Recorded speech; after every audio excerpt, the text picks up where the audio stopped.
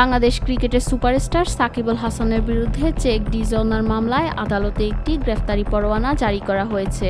ক্রীড়াঙ্গন সহ পুরো দেশ জুড়ে এই খবর নিয়ে চলছে তোলপাড়। এদিকে অভিযোগকারীর দাবি, সাকিব আল হাসান 4 কোটি 15 লাখ টাকার একটি চেক ইস্যু করেন।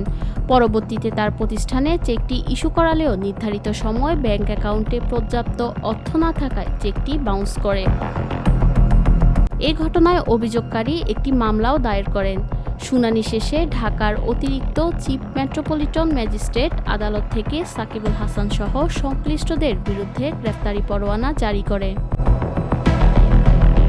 এই বিষয়ে সাকিব আল হাসান ও তার আইনজীবীর পক্ষ থেকে এখনো কোনো আনুষ্ঠানিক বক্তব্য পাওয়া যায়নি।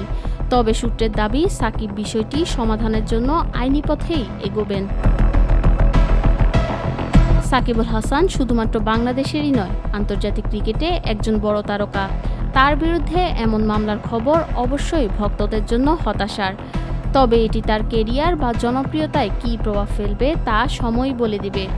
পাশাপাশি আদালতের পরবর্তী সিদ্ধান্ত কী হবে সেটিও সবার নজরে থাকবে।